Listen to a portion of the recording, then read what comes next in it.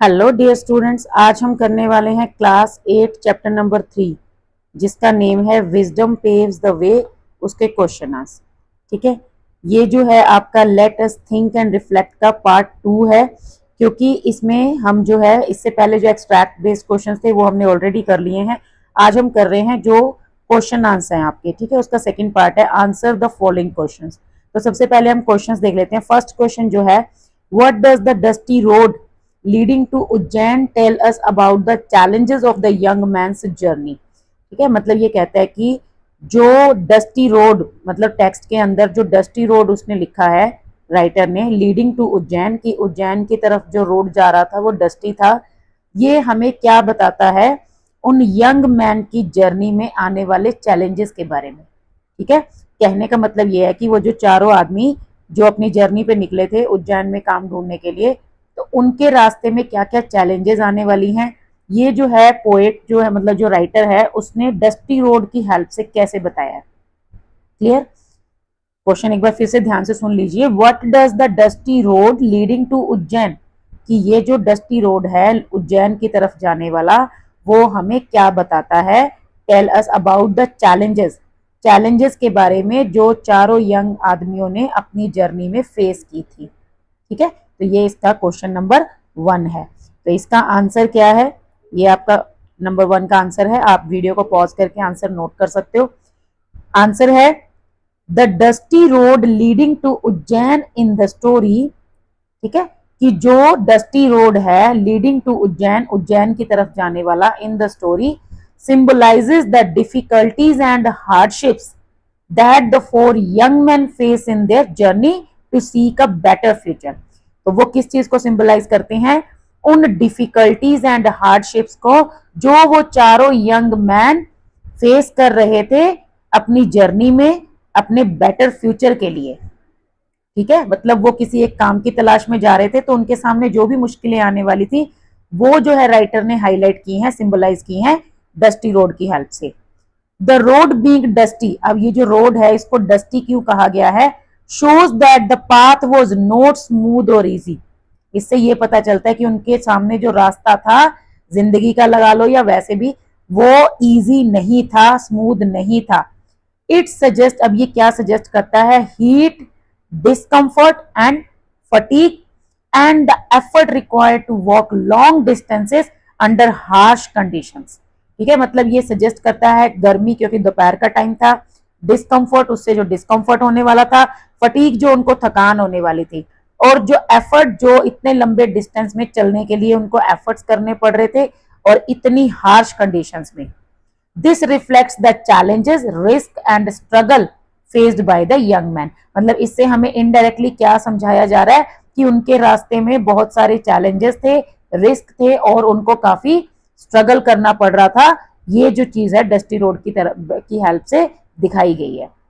मतलब वो घर से निकले जरूर थे काम की तलाश में, अब रास्ते में उन्हें क्या क्या प्रॉब्लम्स आने वाली हैं, किस तरह से उनको एक काम मिलेगा, कैसे वो किंग से मिलेंगे, कैसे वो वहां पर अपनी विजडम को प्रूव करेंगे, ये सभी चैलेंजेस थे उनके सामने, उनका स्ट्रगल था।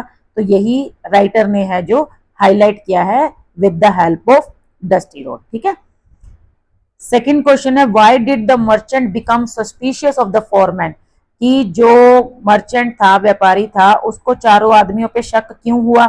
What does this tell about him, इससे हमें मर्चेंट के बारे में क्या पता चलता है, मतलब जो उसने उनके ऊपर शक किया था, इसकी हेल्प से हम उस व्यापारी के बारे में क्या कह सकते हैं। सो पहला इसका आंसर है, the merchant became suspicious of the foreman because they described his lost camel in great detail.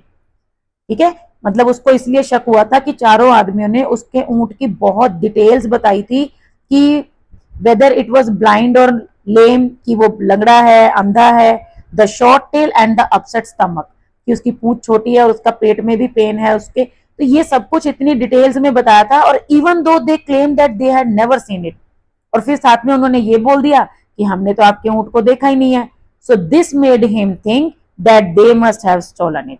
ठीक है, इससे उसको लगा कि उन्होंने उसको चुराया है, as he could not understand how they knew so much without having seen it, क्योंकि उसको ये बात समझ ही नहीं आ रही थी कि वो इतना कैसे जान सकते हैं उस ऊंट के बारे में, कैमल के बारे में, अगर उन्होंने उसको देखा ही नहीं है तो। अब यहां से हमें मर्चेंट के बारे में क्या पता चलता है? This shows that the merchant was logical. एक तो उसने लॉजिक लगाया कि जब इन्होंने देखा ही नहीं है तो इतनी डिटेल में कैसे बता रहे हैं। अलर्ट है, दिमाग लगा रहा है अपना। शार्प है एंड कॉशियस है, ठीक है, मतलब उसको समझ आ रही है कि ये झूठ पक्का मेरे साथ कोई चीटिंग हो रही है। बट ऑल्सो, लेकिन हमें जब रियलिटी पता है तो हम क्या कह सकते हैं? But also quick to jump to conclusions. लेकिन वो ना अच्छे से चेक नहीं करता है, बस सीधा रिजल्ट पे आ जाता है कि बस उनको ब्लेम कर देता है कि तुमने ही चोरी किया है। Not realising their wisdom and intelligence at first. मतलब वो उनसे रीजन नहीं पूछता कि तुम कैसे बता सकते हो, जैसे जैसे किंग ने पूछा है ना। अब किंग ने किसी और तरह से रिएक्ट किया, लेकिन मर्चेंट ने किसी और वे में रिएक्ट किया, तो वो उनकी इंटेलिजेंस और विजडम को रियलाइज नहीं कर पाता। He lacked understanding of the power of wisdom and deduction. मतलब उसको खुद को विजडम और इसकी जो डिडक्शन की वैल्यू है वही नहीं पता। क्वेश्चन नंबर 3 है, how do the 4 young man observation about the camel serve as a turning point in the play. मतलब जो उन्होंने कैमल के बारे में ऑब्जर्व किया था इतनी डिटेल में, ये जो है स्टोरी में एक टर्निंग पॉइंट कैसे बन गया? अब ऑब्वियस सी बात है, टर्निंग पॉइंट तो बन ही गया, क्योंकि उसके बाद उनको जॉब मिल गई। राजा ने उनको इतना बड़ा जो है एक मतलब अपने उसमें अपने किंगडम में उनको रख लिया एज एन एडवाइजर, तो ये तो एक उनको बहुत बड़ी अपॉर्चुनिटी मिल गई ना। So the 4 young man's observation about the lost camel serve as a turning point in the play. तो ये कैसे एक टर्निंग पॉइंट हुआ? Because it is the moment when their hidden intelligence and sharp reasoning are revealed. क्योंकि यही एक moment था जब उनकी इंटेलिजेंस और उनकी जो रीजनिंग पावर थी वो सामने आई। रिवील का मतलब होता है सामने आना किसी चीज का, मतलब पता लग जाना, दिख जाना, ठीक है। Not only to the merchant, ना कि सिर्फ मर्चेंट को, but eventually to the king and his court, बल्कि किंग को भी और उसके दरबारियों को भी, मतलब सबको पता चल गया था कि वो कितने इंटेलिजेंट है। This helps them to get important post in the king's court. इससे उनको किंग के कोर्ट के अंदर एक बड़ी अच्छी पोस्ट मिल गई, which fulfils their goals and changes their life for ever. जिससे उनका गोल पूरा हो गया और उनकी लाइफ हमेशा के लिए चेंज हो गई। So this was the turning point in their life. Question number 4 है, why did the king believe the 4 young man and not the merchant. राजा ने मर्चेंट की बजाय, व्यापारी की बजाय उन चारों यंग मैन पे क्यों बिलीव किया? मतलब वो मर्चेंट पे भी तो कर सकता था ना कि हाँ तुमने ही चुराया है, लेकिन उसने उन पे बिलीव क्यों किया? The king believe the young man, king ने यंग मैन को बिलीव किया, not the merchant, because he was wise and fair. क्योंकि राजा जो खुद था वो भी काफी होशियार था और वो फेयर मतलब किसी के साथ चीटिंग नहीं करता था। And he recognise the logic and reasoning, उसको भी समझ आ गया था जो उन्होंने लॉजिक एंड रीजनिंग यूज किया था behind the young man's explanation. मतलब अगर वो झूठ बोलते तो उनका झूठ पकड़ा जाता, लेकिन उन्होंने जो जो तर्क दिए थे, जो रीजनिंग दी थी, जो रीजंस बताए थे, वो बिल्कुल एकदम एक्यूरेट थे। तो ये चीज राजा को समझ आ गई थी।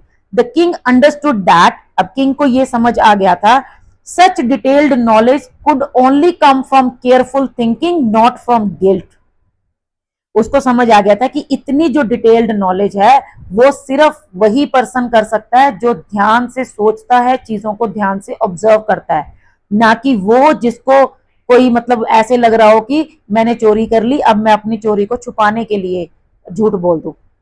ही एडमायर्ड देयर विजडम, अब उन्होंने उनकी विजडम और ऑनेस्टी को एडमायर किया। ही बिलीव द यंग मैन, उसने जो है यंग मैन मतलब यंग आदमियों पर ही विश्वास किया, उन चारों पर ही, because their observations were logical and truthful. क्योंकि उनकी जो ऑब्जर्वेशन थी वो लॉजिकल थी, ट्रुथफुल थी। There was no proof of wrongdoing, और उनका चोरी करने का कोई भी प्रूफ नहीं मिला था। This shows the king's wisdom, fairness and ability to recognise true talent. इससे हमें पता चलता है कि जो किंग है वो खुद भी वाइज था, फेयर था, एंड उसके अंदर एबिलिटी थी सच्चे टैलेंट को पहचानने की। ठीक है, तो ये था हमारा क्वेश्चन नंबर 4। अब हम चल रहे हैं नेक्स्ट क्वेश्चन नंबर 5 पे। How does the capability of the 4 young man make them suitable to become advisers. मतलब जो चारों यंग मैन में जो कैपेबिलिटीज थी उनको सुटेबल कैसे बनाती है एडवाइजर्स बनने के लिए। मतलब उनके अंदर जो क्वालिटीज थी वो एक एडवाइजर के अंदर क्यों चाहिए होती हैं, ठीक है, कैसे वो सूट करते थे इस पोस्ट को। So the capability of the four young men makes them highly suitable to become advisors because they demonstrated the key qualities that are essential for wise and effective guidance in a king's court. उनकी जो capability थी वो इसलिए उनके advisers बनने के लिए बिल्कुल सूट करती थी। क्यों? क्योंकि उन्होंने वो की क्वालिटीज मतलब वो इंपॉर्टेंट क्वालिटीज दिखाई थी जो कि जरूरी होती हैं, दैट आर एसेंशियल, जो कि जरूरी होती हैं किसके लिए? For wise and effective guidance in a Kings court. मतलब एक राजा के दरबार में सही से इफेक्टिव गाइडेंस करने के लिए, डिसीजंस लेने के लिए जो की क्वालिटीज चाहिए होती हैं, एसेंशियल मतलब जो इंपॉर्टेंट होती हैं, चाहिए होती हैं, वो सब क्वालिटीज उनके अंदर थी और उन्होंने वो चीज साबित कर दी थी। ठीक है, जैसे राजा के दरबार में कोई केस लेकर आ गया तो अब राजा उस चीज को कैसे सॉल्व करेगा? तो वो एडवाइजर्स की हेल्प से ही शो करता है और एक एडवाइजर के अंदर इतनी विजडम, इतनी इंटेलिजेंस जो है वो होनी चाहिए, ऐसे उनको ऑब्जर्व करना आना चाहिए। अब वो क्या क्वालिटीज हैं? दे शो, अब उन्होंने क्या क्या शो किया था? Keen observation, strong reasoning, honesty, teamwork and wise judgement, all qualities that a good king needs in trusted counsellors. ऐसी ये सब ये क्वालिटीज थी जो कि एक अच्छे राजा को अपने काउंसलर्स में चाहिए होती है ताकि उसको सही से वो गाइड कर पाए। जैसे कीन ऑब्जर्वेशन क्या होता है? चीजों को ध्यान से देखना, ये उन चारों में था। स्ट्रॉन्ग रीजनिंग मतलब प्रॉपर रीजनिंग करके कंक्लूजन निकालना, ये भी उनमें था। ऑनेस्टी मतलब ईमानदारी, उन्होंने तो नहीं चुराया था कैमल। टीम वर्क, चारों ने मिलके काम किया। वाइज जजमेंट, चारों ने मिलके जज किया, चीजों को समझा। तो ये उनके अंदर क्वालिटीज थी जो कि एडवाइजर्स में या काउंसलर्स में होनी चाहिए। उसके बाद हमारा लास्ट क्वेश्चन है, question number 6, why does the merchant feel ashamed? Merchant को शर्म क्यों आ गई? For accusing the for young man, कि उसने उन चारों आदमियों पर इल्जाम लगाया ऑफ स्टीलिंग हिज कैमल, कि उन्होंने उसका ऊंट चुराया था। एक्सप्लेन योर ओन वर्ड्स, मतलब उसको शर्म क्यों महसूस हुई बाद में? ऑब्वियस सी बात है, जब किसी पे झूठा इल्जाम लगेगा और वो बाद में साबित हो जाएगा तो उसको शर्म तो उनको आएगी हुई। ठीक है, तो जो the merchant feels ashamed, merchant को शर्म आई, क्यों? For accusing the for young man of stealing his camel, क्योंकि उसने उनके ऊपर इल्जाम लगाया था कि उन्होंने उसका ऊंट चुराया है। Because he realises that he had misjudged them, क्योंकि उसको ये रियलाइज हो गया था कि उसने उनको गलत जज किया है। अनफेयरली मतलब ये जो कि बिल्कुल उनके खिलाफ था, सही नहीं था।